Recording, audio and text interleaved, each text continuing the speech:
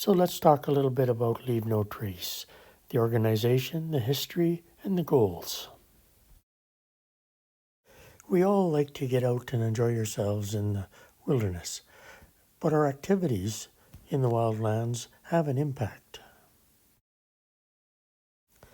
Now a bit about the history of Leave No Trace. Leave No Trace was formed for wilderness and backcountry travel in 1987 in the United States. In 1994, Leave No Trace was incorporated as a nonprofit organization.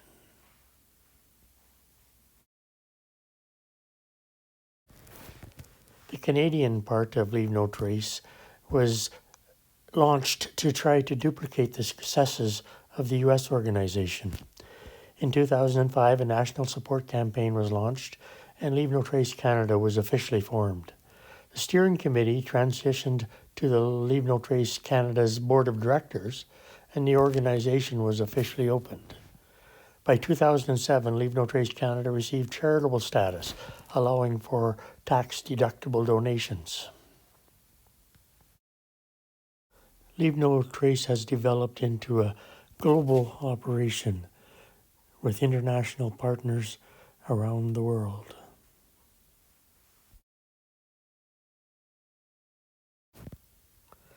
Leave No Trace is one of the world's leading organizations devoted to teaching people how to protect the natural world from human use. Leave No Trace operates a wide range of training and educational opportunities to spread the principles to as many of the backcountry users as possible. One of the starter opportunities is a 45-minute online course available to everyone.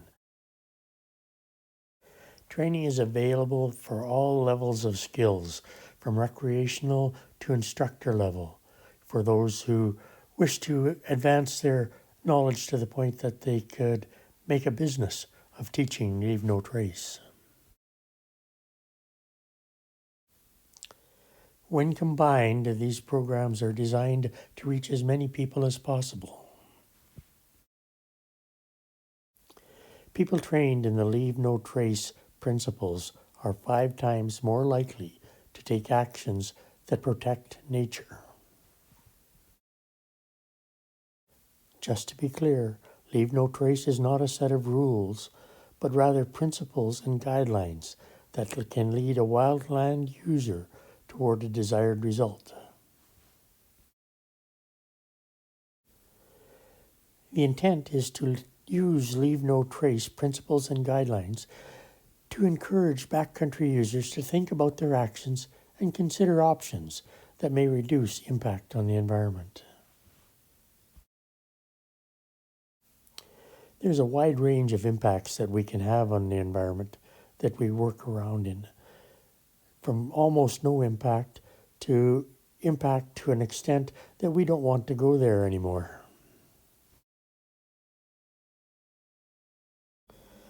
And now to the Leave No Trace 7 principles. They are: plan ahead and prepare, travel and camp on durable surfaces, dispose of waste properly, leave what you find, minimize campfire impacts, respect wildlife, and be considerate of other users. So why don't we just jump right into covering some of the details. The first one is expectations, the goals and expectations of your trip. Things to consider are your group size. Is it appropriate or maybe too many? Do you have the right number of horses? And that, of course, is determined by what you need to take with you. Determine the route length. Is it too long for the group, perhaps? What activities are you going to have on the trip? What are the abilities of your group members? Is everyone up to this, or is there going to be some difficulty involved with smoothing things out, with everyone keeping up?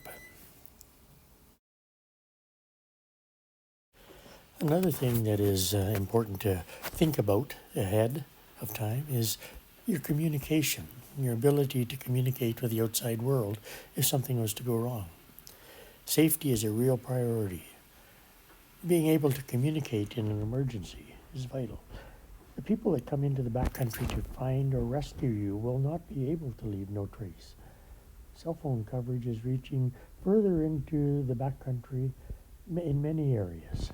Check to see if your route is covered by the cell phone service.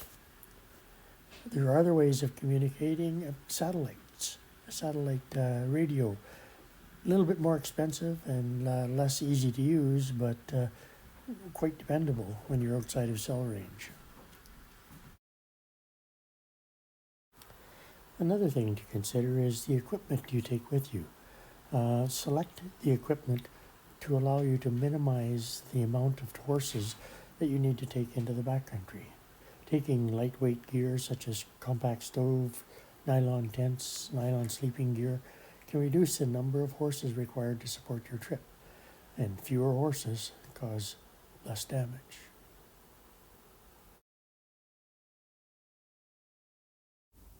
A major thing to consider when you're planning your trip is the food that you're taking with you. You should plan your meals carefully and repackage food into reusable containers or plastic bags. This reduces the amount of potential trash or litter that you bring into the backcountry. The less you bring in, the less there is to cause damage. Carefully planned rations also reduce the waste from leftovers and minimize the amount of extra food carried. Excessive snacks and treats are especially high in impact and low in value. Another thing to consider is how to keep on the trail and eventually get to your destination. A good map is valuable, but you need to know how to use the map for it to be of anything other than a pretty picture. There are many navigation and mapping applications that work on cell phones and will be quite handy and useful. Quite a few are easy to use. Just take some practice ahead of time. Navigation is also kind of key if you need to be able to tell someone where you are and perhaps even how you got there.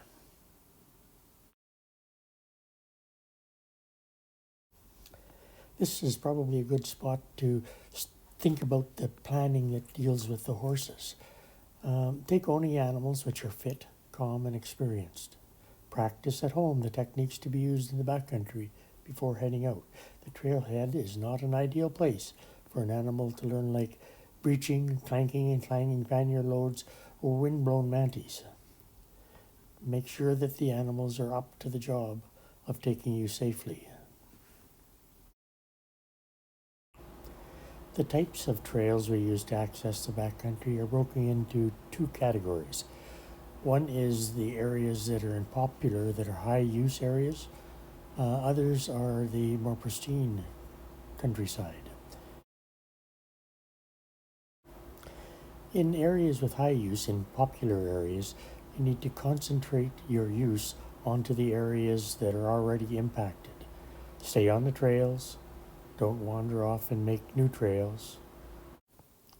Confine your use of the area to staying on durable surfaces. Most main travel corridors typically have well-established trails and campsites. Use the areas that have already been impacted.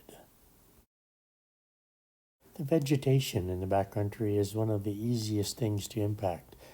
Camp on existing or designated campsites whenever possible to avoid damaging vegetation and to minimize the impacts you have on the campground itself.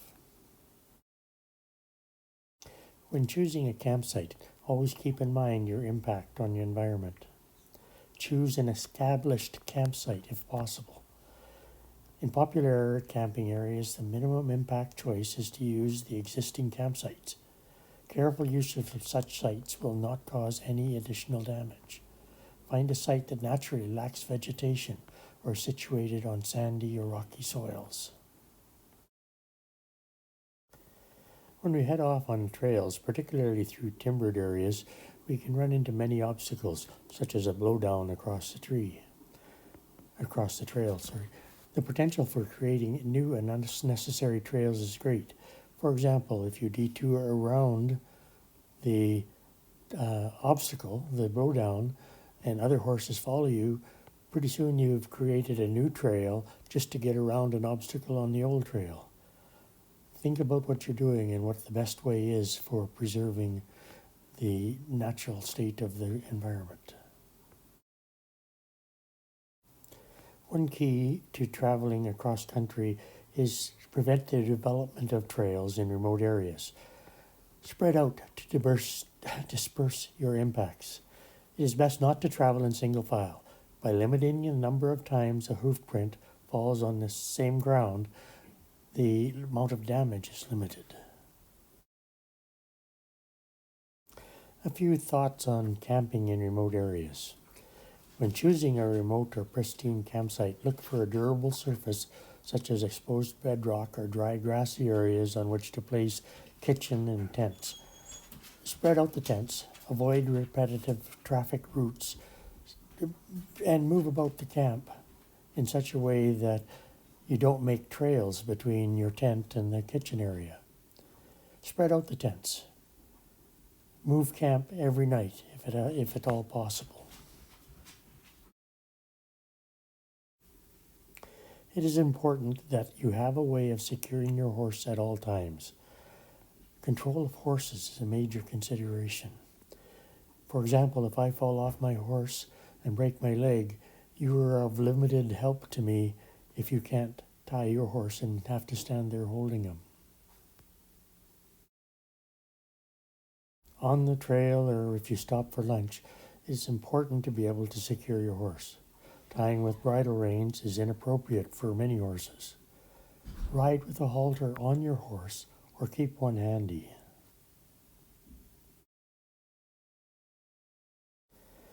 There are many methods of containing or controlling horses on the trail and in camp. No matter which method you use, make sure your horses are experienced. Generally, a method that allows more movement for the horse will have the least amount of impact. Some of the methods for securing a horse include tying to a high line, picket or tether, using a rope corral or electric fence, and hobbles or twin tying. So let's get into a little more detail on some of these methods. Tying to a tree or a trailer at the trailhead. These are the most secure, but it concentrates the impact of the horse to one spot. Highlining is almost as secure, but allows some movement and thus causes a little less impact. A horse that's tied will often paw, and of course that digs holes and destroys vegetation. Another method that allows a little more movement of the horse is picketing. It also allows the horse to graze to a certain extent. A problem is that frequent moving of the picket area is required. A typical example is that a picket should be moved before 50% of the existing vegetation is consumed. Another one is a rope corral. Using ropes that you frequently have with you or those brought for the purpose, you can encircle an area. Most horses, if they have some experience, will respect a rope corral.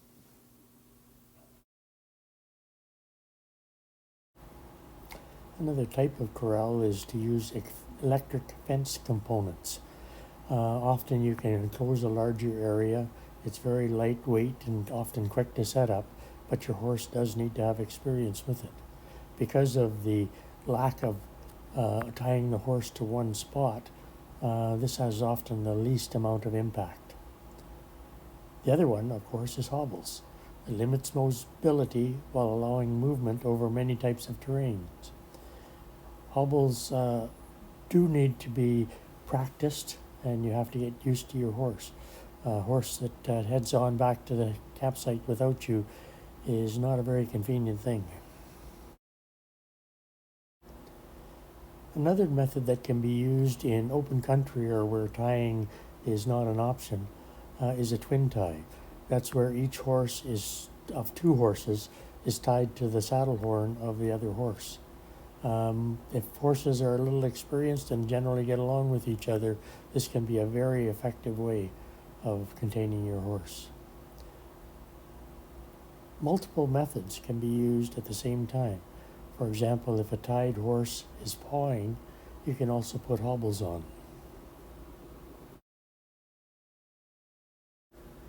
And this brings us into the methods of disposing of waste properly. Ideally, if you pack it in, you have this capacity to pack it back out. Put litter, even crumbs, peels, and cores in garbage bags and carry it home with you. Avoid attempting to burn trash in campfires. We've all come across campfires with bits of tin foil and half-burned food, even tin cans. The problem with that is that you would tend to build a new campfire rather than use the old littered one. Clean up after yourselves and pack stuff out.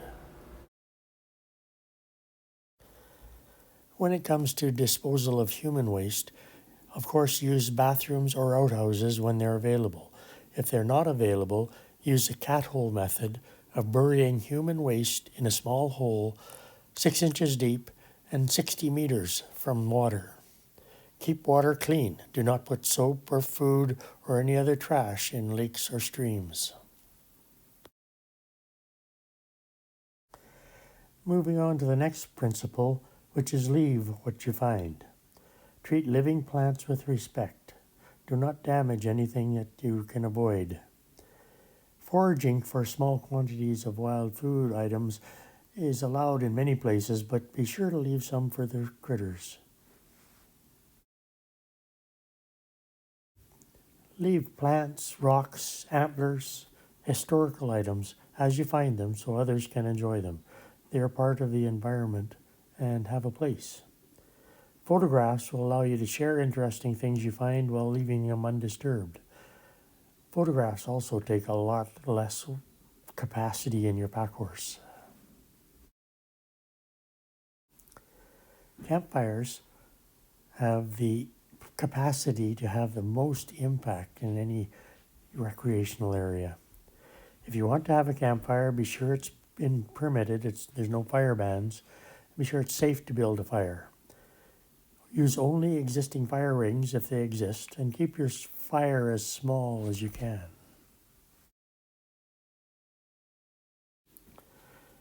When gathering firewood, keep in mind the 4 Ds. Down, which is dead, on the ground. Diminutive, which is small, wrist-sized or smaller, and mostly able to break by hand. Dry, which is easier to burn completely and causes less smoke. And distance. Gather firewood as far away from camp as practical. Perhaps go 50 or 100 meters to spread out the area that you collect fire from, and also to maintain less impact on areas that are close to the camping area. Don't break your gathered firewood into burnable lengths until you are ready to feed it into the fire. That way, if there is any left unburned, when you break camp, the unbroken lengths can be scattered to blend naturally with their surroundings. A cut or chopped end is quite visible. One reason that you may want to build a campfire is for social reasons. Everyone enjoys sitting around a campfire at night. But often, the campfire is not very efficient for cooking food or even for providing warmth. If you choose to build a campfire in a remote or pristine area, it is possible to do it in such a way that you leave no trace that it was ever there.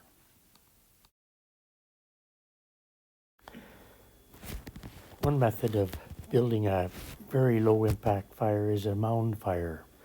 You place a barrier on the ground, then place mineral soil on the barrier to a depth of 10 centimeters or perhaps 4 inches. Then you build a small fire on top of the mineral soil.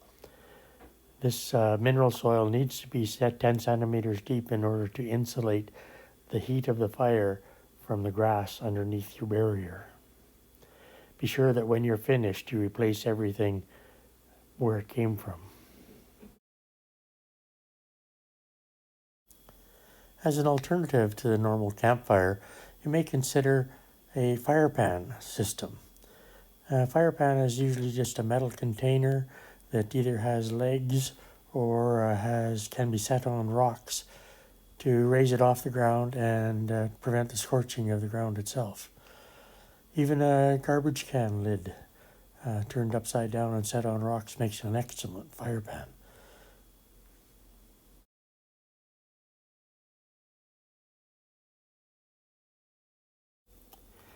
Another alternative to campfires as such are to carry with you a small portable camp stove. Because it uses such small amounts of wood and twigs, there's no need to carry liquid fuel with you. As an alternative to a campfire, considering using one of the many different types of camp stoves. Stoves are generally easier to cook with, create far less impact than campfires. Moving on to the next principle is to respect wildlife. Observe wildlife from a safe distance. Stay as far away as you can. Never approach or feed or follow wild animals. If you're unsure how close you should be, you are probably too close. Remember that it is always illegal for pets to harass wildlife. Keep your dog under control at all times. Another way to ensure that you protect wildlife is to store your food and your trash securely. In high-use campsites, bear-proof storage units may be available. Wildlife can be extra sensitive to human and horse activities at several times during their year. These times may include activities such as pursuing or defending their mates or their territories through the birthing season, or guarding young or nests when food is scarce. If possible, choose a campsite that does not block access of the animals to a water source. Human food is not only unhealthy for wildlife, but allowing them access to it starts from pretty bad habits. Animals accustomed to human food are a danger to themselves and to you.